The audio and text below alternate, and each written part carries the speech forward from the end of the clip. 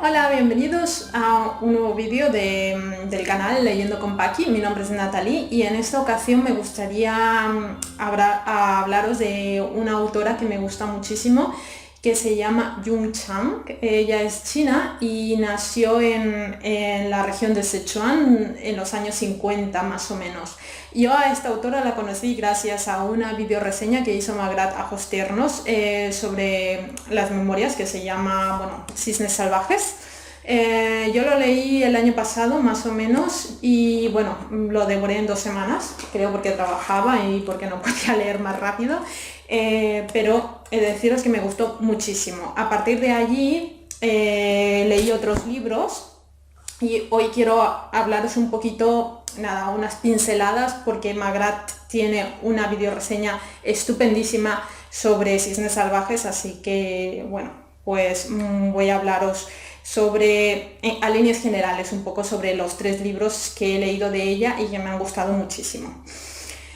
Voy a ponerlos por orden un poco cronológico de lo que es historia. La verdad es que yo hice traducción de alemán y de chino al castellano en la universidad y lo único que encontré a faltar cuando empecé a hacer traducciones, que por ejemplo de chino sabíamos muy poco, nos enseñaban lengua, pero casi nada sobre temas culturales, sobre historia, hasta que yo me fui a vivir a Pekín. Y en Pekín la verdad es que, o sea, tuve la suerte de conocer a mucha gente que me empezó a hablar un poco más sobre política y sobre los hechos de la historia reciente de China, y me di cuenta que realmente aquí en Occidente es que no sabemos nada sobre eso. No tenía ni idea de lo que pasaba durante la Primera Guerra Mundial, la Segunda Guerra Mundial, ni cómo no terminaba de entender muchas de las cosas de las que se hablaba todavía hoy en día entre Japón y China. Es que no entendía nada. Entonces, con el descubrimiento de Jung Chang ha sido como, wow, a mí me encanta historia, no soy historiadora, pero me gusta mucho leer tipo novela histórica, memorias, que estén basadas también a su vez digamos, en que no sean ficticios, sino que sean basados en hechos reales. El primer libro por cronología del que quiero hablaros es este, de Cixi, La emperatriz viuda. Este fue el segundo libro de Jung Chang que yo leí, pero que abarca desde, sí, más o menos 1850, que vendría a ser de la historia, hasta, pues eso, 1900 y algo. Ahora no recuerdo cuándo fue que la emperatriz viuda, en qué año murió, porque he leído muchos libros, la verdad, pero vivió muchísimos años también. Yo la primera vez que vi el retrato de esta mujer fue cuando visité la ciudad prohibida, y me sorprendió mucho encontrarme con el rostro de una mujer dentro de un imperio que para mí siempre había sido de hombres, ¿no? Así que, bueno, también cuando visité el Palacio de Verano, uno de mis grandes amigos chinos me habló sobre ella y también lo pasé un poco por alto. Y aquí la verdad es que Jung Chang hace un trabajo espectacular, que he de decir que aparte lo bueno es que tiene todo documentado con notas, o sea, casi todo son fuentes fidedignas de documentación para recrear esta historia. Cixi fue una concubina de bajo rango bueno, llegó para ser una de las tantas concubinas del emperador, y poco a poco fue ascendiendo. También dentro del libro podemos ver cómo era el concubinato en aquella época, qué es lo que tenías que, digamos, cómo era la vida dentro del palacio, la ciudad prohibida, la relación de las concubinas con los eunucos. Es realmente interesante para alguien, al menos como yo, que tiene cierto interés sobre la cultura asiática, pero que le faltan, como, aparte de la lengua, entender muchos aspectos culturales, digamos. Entonces, esta mujer ascendió y gracias, digamos, a darle un hijo varón y heredero al emperador, ascendió también de rango. Después de la muerte del emperador, ella se quedó como la emperatriz viuda para gobernar mientras su hijo, que era un niño, iba creciendo. Entonces, durante este tiempo, digamos que Cixi puede, bueno, es la primera vez que experimenta qué es lo que es gobernar un país. Cabe destacar que Cixi era de etnia manchú, no era Han. Por lo tanto, los manchúes se diferenciaban desde aspectos, desde muy pequeños, digamos, por decirlo de alguna manera. De hecho, entre sus memorias ella cuenta que su padre había tenido hijas mujeres, creo, o un hermano, es que no lo recuerdo ahora, pero les había enseñado que las mujeres tenían que dar su opinión también desde muy pequeñas. Entonces, cuando ella llega a ser una de las concubinas favoritas del emperador, se le ocurre darle consejos sobre algunos aspectos, digamos, políticos, o sea, su opinión sobre lo que tendría que hacer, cosa que enfadó bastante al emperador en aquella época, porque una mujer no podía hacer eso y mucho menos una concubina, digamos, ¿no? Pero es algo que ella, por ejemplo, ahí te das cuenta que desde pequeña había tenido como influencias en las que sí que podía dar su opinión, en las que forjó una personalidad quizá un poco distinta a las mujeres de aquella época, y es algo que le valió, para mí, desde mi punto de vista, para llegar a ser digamos, la emperatriz viuda. También esta mujer, digamos, te ilustran bastante el libro en lo que es historia, en lo que pasaba, muchos aspectos que yo no conocía sobre, por ejemplo, las guerras del opio. También se describe muy bien la relación del imperio chino con otros estados, como por ejemplo el estado vasallo de Corea. Yo no sabía que Corea había sido un estado vasallo de China. Las constantes guerras que tenían con Japón y la latente amenaza que representaba a ese país para el imperio. Y todo esto se va ilustrando como de trasfondo junto con la historia real de Cixi y lo que pasaba en el mundo. Y esto es genial, realmente para mí es estupendo. O sea, es un buen approach para una persona que todavía no tiene como ni la más remota idea de lo que está pasando en los años de 1850 al 1900, que es lo que pasa en Asia en general. Y bueno, esta mujer, digamos, sí que es verdad que había muchas reglas, como por ejemplo el vendaje de los pies, de los Han, bueno, que se tenían en esas creencias de aquella época, o también se llevaban a cabo, no sé, castigos bastante medievales para los presos, e incluso me sorprendió mucho que se hablara de que había un ministerio de ritos también. O sea, quería decir que para que veamos un poco por dónde estaban en aquel momento, ¿no? Ministerio de ritos.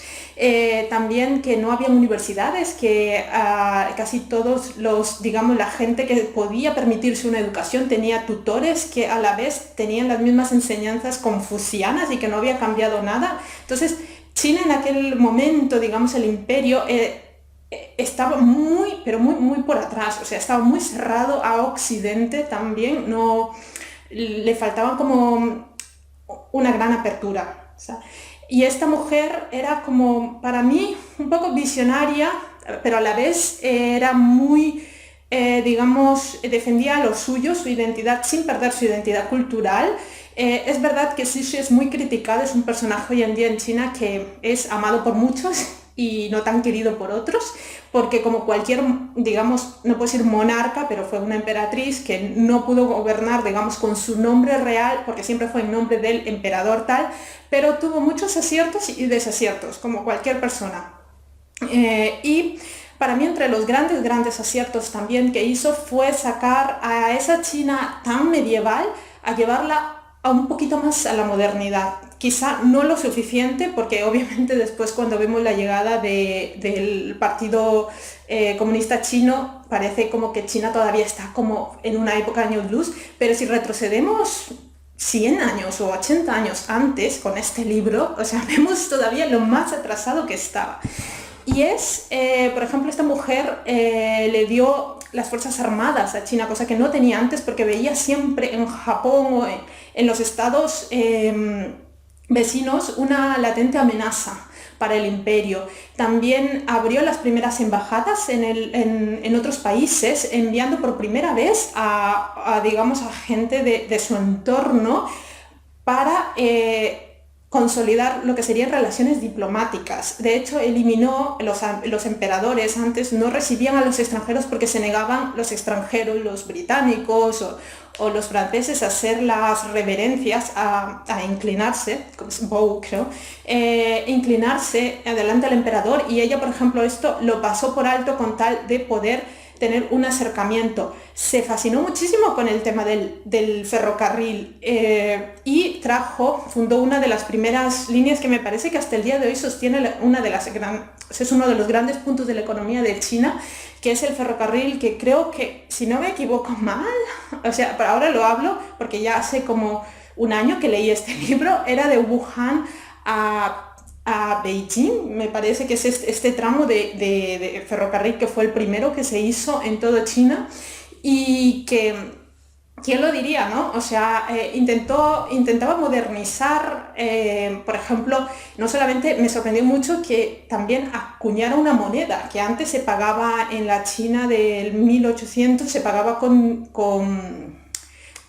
la plata en peso, digamos así, como pesando la plata, y que ella acuñara las primeras monedas, y que después también, al tener fuerzas armadas, no tenían el concepto de bandera, y que se pudiese poner, ¿no? O sea, cosas como que a lo mejor para nosotros son como muy simples, pero que hace menos de 200 años no era tan simple en un imperio que llevaba miles de años así, ¿no? Entonces, esta mujer hizo, como os he dicho, cosas muy buenas, tuvo muchos desaciertos también. No quiero spoilear ni desentramar. Yo de verdad que creo que merece mucho la pena leer este libro. Y bueno, tuvo momentos en los que pudo gobernar un poco más a sus anchas, otras en las que menos, porque siempre estaba rodeada de hombres, los consejeros, ¿no? Y obviamente era una persona que también no era querida por algunos de su entorno, pero en otros su hijo tuvo el poder, pero pues es que no quiero spoilear, pero bueno, pasa como ella durante 3 periodos hay 3 emperadores, y a la vez tiene como que reinar durante esos periodos en los que no hay, digamos, emperador fijo hasta su formación. Y hay momentos en los que descansa, pero realmente no descansa, porque también se vuelca sobre otros proyectos como la reconstrucción del Palacio de Verano. O sea, este tipo de cosas que también te quedas como, wow. O sea, les invito a todos los que estén interesados y los que no estén, que es apabullante, porque también puedes ver lo que, como era 1900, me parece que ya estuvo hasta el último, ya hasta cuando Puyi, que es el último emperador, bueno, ella le nombra, ¿no? Antes de fallecer, y él queda, pues, ay, ahora es que o sea, las fechas las tengo como muy mezcladas, perdón, en mi cabeza. Me parece que es en 1917 puede ser que Puyi llega al poder, más o menos, porque yo recuerdo que creo que de trasfondo puedo llegar a ver la Primera Guerra Mundial y todavía como los últimos años de Cixi, y entonces te puedes dar cuenta de lo que pasaba en el otro lado del globo. Es muy muy interesante, como ya os he dicho. También hay una videoreseña muy buena en el canal de... Ay, no recuerdo su nombre, pero creo que lo voy a dejar aquí, es Victorian Spirit o algo así, que también me gusta mucho este booktuber. Y bueno, yo creo que una vez que hemos terminado de leer este libro, es primordial pasar al siguiente, que son las memorias de la misma autora, empezando desde la abuela, la madre y la hija, bueno, que la hija es la autora, ¿no? Yung Chang, y bueno, nos narra a través de las memorias todo lo que pasa en la China desde el periodo de las entreguerras, cuando se va a fundar, digamos, la República Popular, hasta bueno, después de la fundación ya del 1950, es cuando se funda el Partido Popular Chino,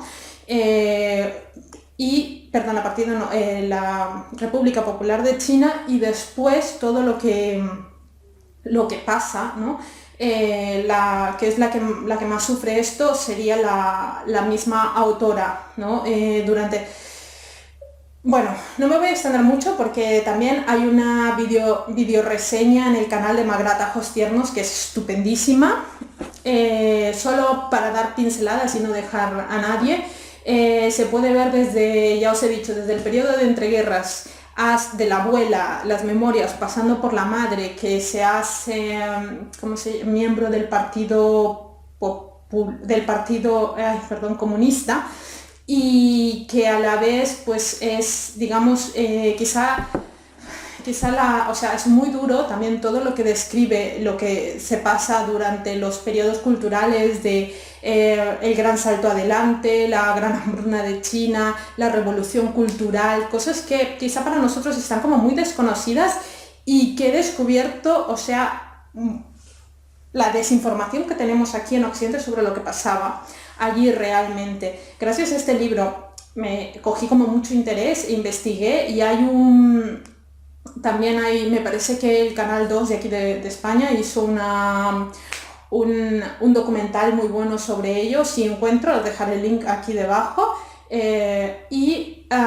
También descubrí que, por ejemplo, me parece que es historiador holandés, Frank Tikota o algo así, que ha escrito también como, bueno, una trilogía de también la historia moderna de China, basándose muchísimo, haciendo mucho hincapié en casi todo lo que también describe de la mitad o más, el 75% del libro de aquí, pero mucho más profundo, y me parece que Acantilado acaba de publicar 2 de estos libros. Os dejaré también, si encuentro por aquí alguna de las portadas, porque es que tengo como demasiada información, pero de verdad que merece mucho, mucho, mucho la pena leerlo para eso, básicamente estar informados y no olvidarnos. Entonces sí que es verdad que, por ejemplo, cuando leí estos 2 libros, pensé que me faltaba algo, ¿no? O sea, tenía como la época de 1800 y aquí 1950, pero entonces entre que ya no hay emperadores hasta que se funda, no me sale ahora la palabra, no la República Popular de China, sí, la República de China, por decirlo de alguna manera. Perdón, pero es que llevo como creo que muchos minutos hablando y ya me estoy perdiendo, ¿vale? Pero me faltaba como antes de la llegada de Mao y desde que se van los emperadores, me faltaba como ese trocito de historia, como que ese periodo de entreguerras del que se habla, ¿no? ¿Qué pasa en China? Porque realmente no lo sabía. Entonces cuando Yun Chang anunció que sacaría este libro, Las Hermanas Song, obviamente dije que lo compraría. He de decir que con este libro, que también a la vez está súper, o sea, muy bien documentado, también no es ficticio, quizá hay algunas cosillas muy, muy pequeñas, pero realmente casi todos sus libros, sus biografías están muy bien documentadas, es una muy, muy buena escritora. Y en este libro, Las Hermanas Son, primero me llamó la atención porque nunca había oído hablar de ellas. Y se sitúa más o menos, digamos que es el puente entre el primer libro del que os he hablado, de la emperatriz, y el segundo de cuando ya se hacen los comunistas con el poder, ¿no? Entonces este libro nos ilustra un poco más sobre la fundación de la República de China, nos habla sobre Sun Yat-sen, que es un personaje también muy famoso, pero que yo no sabía exactamente qué es lo que había hecho, no desconocía totalmente toda esa parte, y qué es lo que pasa durante el periodo de entreguerras. Y descubrí que son las hermanas Song, las 3 son hijas de Charlie Song, que es es una persona de origen humilde, que te lo explica muy bien aquí también, o sea, gracias a todos los, digamos, a todos los avatares de la vida, este hombre se hace con una buena fortuna gracias a sus esfuerzos y le brinda a sus hijas una muy buena educación para aquella época. Ya os he dicho que esto se situaría más o menos entre el 1900 y 1950, son más o menos de este periodo en el que se sitúa este libro. Y se puede ver perfectamente también estas 3 hermanas van a tener una influencia brutal en todo el desarrollo y la historia moderna de China. Una de ellas, bueno, de hecho, una de ellas es conocida como la hermana mayor, la hermana menor y la hermana roja. Entonces, así como para resumir, la hermana mayor llegó a ser una de las mujeres más ricas de China, que ya venía de una familia, si es verdad, con dinero, pero partiendo de base que ellas fueron educadas en Estados Unidos, para una mujer china del 1900, imaginaos lo que era ser educada en Estados Unidos y después volver a su país, o sea, no sé, era como otro mundo, ¿no? Se casó con me parece que su marido era de Hong Kong, que era banquero, y entre los dos, debido también como a muchos casos de corrupción de los que después se les ha acusado, que bueno, desde mi punto de vista me parece que no van desencaminadas las acusaciones, hicieron como una gran fortuna. Esa es la hermana mayor, que es Aileen. Después tenemos a la segunda hermana, que fue Mei Ling. Mei Ling se casó con un líder que seguramente, si vosotros les gusta la historia de China, más o menos tenéis algunos conocimientos, os va a sonar el nombre de Chiang Kai-shek, que llegó a ser el líder del Partido Nacionalista, que la guerra entre los nacionalistas y los ¿cómo se llama? Y los comunistas, pues más o menos estos dos bandos en los que se dividió la guerra civil antes de que los comunistas llegaran a hacerse con el poder, ¿no? Pues Chiang Kai-shek era el líder de este partido y fue el marido de la segunda hermana de Mei Ling. Entonces Mei Ling durante muy corto tiempo fue primera dama, después ya no, pero estuvo ligada como a este poder. A ella se dice que le gustaba más el lujo y podría ser, bueno, esto es un poco subjetivo, esto depende de cómo vayáis leyendo.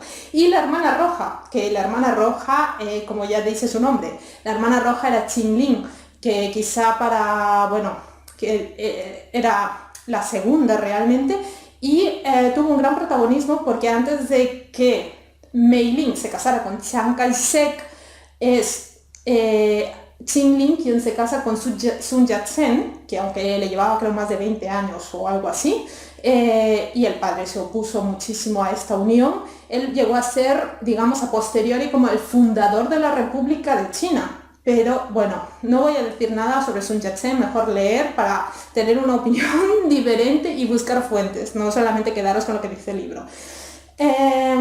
Pero bueno, Sun murió muy joven, o sea, para lo que le correspondía, y Qin Ling se quedó muy deprimida. Y bueno, pasan muchos avatares, sabéis que si pasa una guerra y bueno, no contribuyó a nada y ella poco a poco se fue distanciando de su familia y se acercó más al Partido Comunista haciéndose, o sea, imaginaos que si la hermana ya se había casado con el nacionalista, la otra se acercaba a los comunistas y obviamente la guerra civil terminó por dividir a esta familia, que nunca más se volvieron a ver. Y me parece que Qin Ling llegó a ser vicepresidenta de Mao Zedong. O sea, es impresionante y apabullante la vida que tienen estas tres hermanas. Y ya casi para acabar, porque creo que he hablado durante media hora o más, nada, deciros que este libro a mí en lo que respecta a calidad literaria me parece que es el menor. El de Cisnes Salvajes es brutal, la manera de escribir de Yun Chang. El de la emperatriz viuda también me pareció muy bueno, genial. Y este me esperaba también algo como, wow, no es malo, desde mi punto de vista no es malo, la verdad. Y lo único que lo vi un poquito más simple para lo que estoy acostumbrada. Pero ya os digo, para mí, si queréis tener como un gran resumen de la historia entre 1800 y 1950 más o menos, o 60-70 de China, lo que pasaba en Asia en general, porque te dan como muchas pinceladas, leeros estos tres libros y os vais a quedar súper anchos.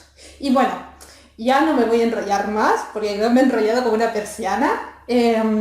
Espero poder hablaros de algún otro autor o alguna otra reseña en breve. Muchísimas gracias y hasta luego.